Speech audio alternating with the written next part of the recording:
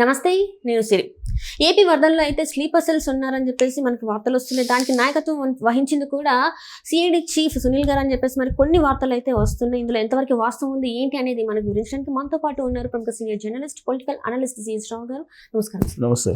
సరే, ఇప్పుడు చూస్తుంటే సిఐడి చీఫ్, మాజీ సిఐడి చీఫ్ ఎవరైతే ఉన్నారో సునీల్, తను ఇప్పుడు ఏపీ వరదల్లో స్లీపర్ సెల్స్ ఎవరైతే ఉన్నారో వాళ్ళకి నాయకత్వం వహించారని చెప్పేసి అయితే కొన్ని వార్తలు సోషల్ మీడియాలో హల్చల్ అవుతున్నాయి. ఇందులో ఎంతవరకు వాస్తవం ఉందంటారు? ఇప్పుడు యాక్చువల్గా స్లీపర్ సెల్స్ అనేది ఆంధ్రప్రదేశ్లో ఉన్నాయి అనేది చాలా కాలంగా వినిపిస్తుంది. ఇప్పుడే కాదు, జగన్మోహన్ రెడ్డి ముఖ్యమంత్రిగా ఉన్నప్పుడు కూడా కొన్ని స్లీపర్ సెల్స్ తెలుగుదేశం పార్టీ లీడర్స్ని వెంటాడేలాగా పనిచేస్తున్నాయి అనేది అప్పట్లోనే వచ్చినటువంటి అనుమానం. ఇప్పుడు ప్రభుత్వం మారిన తర్వాత కూడా ఆ స్లీపర్ సెల్స్ మరింత యాక్టివేట్ అయ్యి ప్రభుత్వాన్ని డ్యామేజ్ చేసేలా, ప్రభుత్వాన్ని ఇబ్బంది పెట్టేలా వ్యవహరిస్తున్నాయి అనేది చంద్రబాబు నాయుడు గారే అనుమానం వ్యక్తం చేశారు. కొంతమంది కుట్రపడుతున్నారు అని. ఈవెన్ కరకట్ట పేల్చివేయడానికి, లేదంటే బుడమేరు కట్టని గండి కొట్టడానికి కూడా ప్రయత్నం చేశారని అనుమానిస్తూ ఆయన అప్పటికప్పుడు పెట్రోలింగ్ పెట్టడంతో పాటు లస్కర్స్ని 24 hours నిఘా పెట్టడం కూడా జరిగింది. సీసీ కెమెరాలు కూడా ఏర్పాటు చేశారు. సో ఇదంతా కూడా ఆంధ్రప్రదేశ్ ఇంటెలిజెన్స్ ఇచ్చినటువంటి ఇన్ఫర్మేషన్ బహుశా చంద్రబాబు గారికి అయి ఉంటుంది. లేదంటే ఆయన వితౌట్ ఇన్ఫర్మేషన్ అయితే ఒక ముఖ్యమంత్రి హోదాలో అలాంటి అనుమానాన్ని వ్యక్తం చేయరు. ఆయన అనుమానం ఏదైతే ఉందో అది నిజము అని చెప్పి ఇప్పుడు ప్రూవ్ అవుతుంది. ఎలా ప్రూవ్ అవుతుందంటే, బుడమేరు పొంగటంతో మునిగిపోయినటువంటి విజయవాడలో ప్రజలు నిరాశ్రయులయ్యారు. ఈ నిరాశ్రయులైనటువంటి ప్రజల్ని బయటికి తీసుకొచ్చేటువంటి ప్రయత్నం ప్రభుత్వం చేసింది. రాత్రింబగళ్ళు చంద్రబాబు నాయుడు గారు ఉన్నారు ప్రజల కోసం. ఆయన 23 గంటలు ప్రొక్లైన్ మీదనే ఎక్కి ఆయన నిరాశ్రయులను అందరినీ కలిసి వాళ్ళకు ధైర్యం చెప్పేటువంటి ప్రయత్నం చేశారు.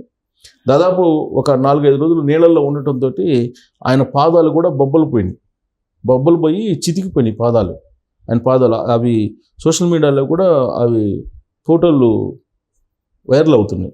ఆయన పాదం అంతా నాని, ఈ 4 రోజులు వర్షంలో ఉండేటప్పటికి నాని అది మొత్తం డ్యామేజ్ అయ్యి బొబ్బలు పోయి, ఆ బొబ్బలు కూడా చితికినాయి ఎర్రగా. ఆ ఫోటోలు కూడా ఇప్పుడు వైరల్ అవుతున్నాయి. ఆయన అంత కష్టపడి ఆ నిరాశ్రయులందరినీ బయటపడేయాలి విపత్తు నుంచి అని చెప్పి ప్రయత్నం చేస్తూ ఉంటే, స్లీపర్ సెల్స్ అనేవి గ్రౌండ్ లెవెల్లో ప్రభుత్వాన్ని డ్యామేజ్ చేసేలా ప్రయత్నం చేశాయి. ఆ స్లీపర్ సెల్స్కి నాయకత్వం వహించింది సిఐడి మాజీ చీఫ్గా ఉన్నటువంటి సునీల్ అనేది ఇప్పుడు తాజాగా తెలుగుదేశం పార్టీ కొంత ఇన్ఫర్మేషన్ తోటి ఇప్పుడు ఆ సంఘటనని మొత్తం దర్యాప్తు చేస్తుంది.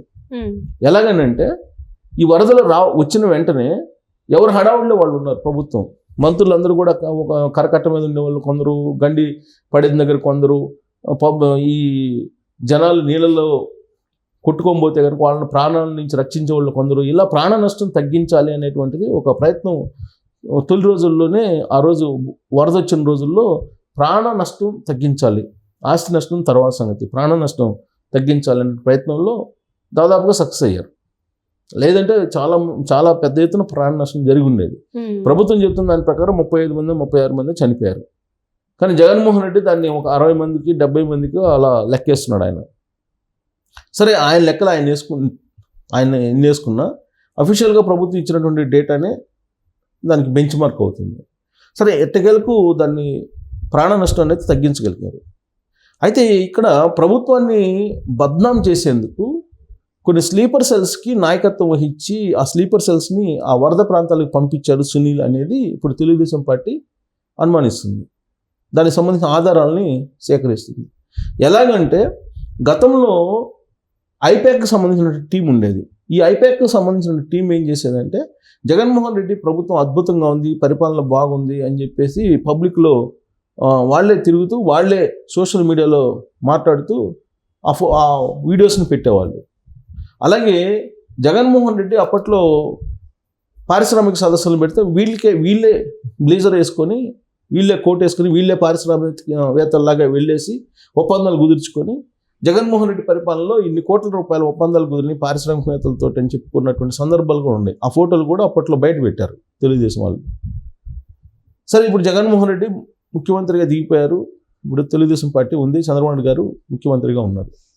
అయితే ఇక్కడ వరదల సందర్భంగా ఒక టీంని దింపేసి సునీల్ అనే అతను ఐపీఎస్, అతను సీనియర్ ఐపీఎస్, జగన్మోహన్ రెడ్డికి సొంత మనిషిలాగా వ్యవహరించేటువంటి ఐపీఎస్ అతను. ఫస్ట్ జగన్మోహన్ రెడ్డి, తర్వాతే ప్రభుత్వం లేదంటే డ్యూటీ అనేటువంటి అభిప్రాయంతో ఆయన ఉంటారు అనేది ఆయన గురించి తెలుగుదేశం పార్టీ వాళ్ళు తరచూ చెప్పేటువంటి మాట. దానికి తగిన విధంగానే ఆయన ఆ విధంగా వ్యవహరించారు. రఘురామకృష్ణరాజు గారిని అరెస్ట్ చేసినప్పుడు ఇదే సునీల్ ఏపీసీఐడిగా ఉన్నారు. అందుకే ఆయన సునీల్ ఆధ్వర్యంలోనే 3rd డిగ్రీ జరిగిందని చెప్పేసి ఆయన కంప్లైంట్ కూడా చేశారు సునీల్ మీద.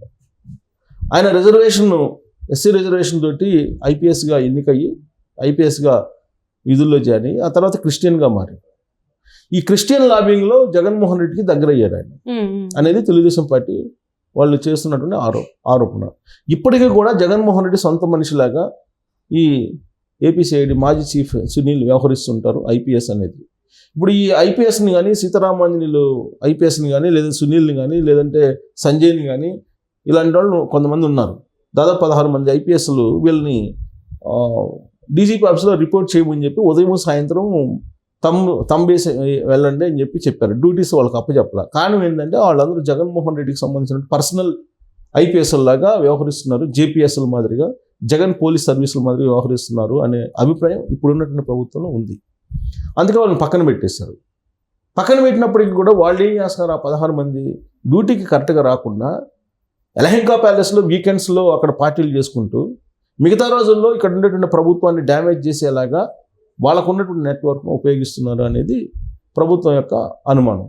దాంతో ఈ మధ్యకాలంలో ఏపీ డీజీపీగా ఉన్న తిరుమలరావు గారు ఒక మెమో కూడా ఇచ్చారు వాళ్ళకి, వచ్చి అందుబాటులో ఉండాలి మీరు ఉదయం నుంచి సాయంత్రం దాకా అని. అయినప్పటికీ కూడా వాళ్ళు అందుబాటులో ఉంటున్నారు. మరి వీళ్ళు ఏం చేస్తున్నారు అని అంటే, ఇప్పుడు సునీల్ ఐపీఎస్ది బయట తీశారు తెలుగుదేశం పార్టీ వాళ్ళు. ఇప్పుడు ఈ వరదల సందర్భంగా ఈ 10 రోజుల పాటు ఆయన ఒక టీంని, ఐపాక్ టీంని, గతంలో ఉండేటువంటి ఐపాక్ టీంని మొత్తాన్ని పంపించేశారు. కొంతమంది మనుషుల్ని పంపించేశారు వరద ప్రాంతాలకి పంపించేసి మాకు ఏం సహాయం అందించట్లేదు ప్రభుత్వం, ఈ ప్రభుత్వం ఫెయిల్యూరు, ఈ ప్రభుత్వానికి సంబంధించి అసలు వీళ్ళకి సోయలేదు, ఇంతమంది మేము మునిగిపోతుంటే అని చెప్పి వీళ్ళే ముంపుకు గురైనట్టు అక్కడ మీడియాతోటి మాట్లాడుతున్నట్టు సాక్షి మీడియాకి సంబంధించినటువంటి ఒక రిపోర్టర్ని ఆ బయటలు తీసుకోవడానికి కానీ ఆ కవరేజ్ ఇవ్వడానికి కానీ ఈ టీం తోటి పంపించారు. ఈ టీం తోటి పంపించి వాళ్ళతో మాట్లాడిచ్చిన బయటలు అవన్నీ కూడా ప్లే చేయటం, ప్రభుత్వానికి వ్యతిరేకంగా మాట్లాడటం, ఈ అన్నిటిని కూడా ఆపరేట్ చేసింది ఎవరంటే సునీల్ ఐపీఎస్ అనేది తెలుగుదేశం పార్టీ వాళ్ళు ఆధారాలు సేకరించారు.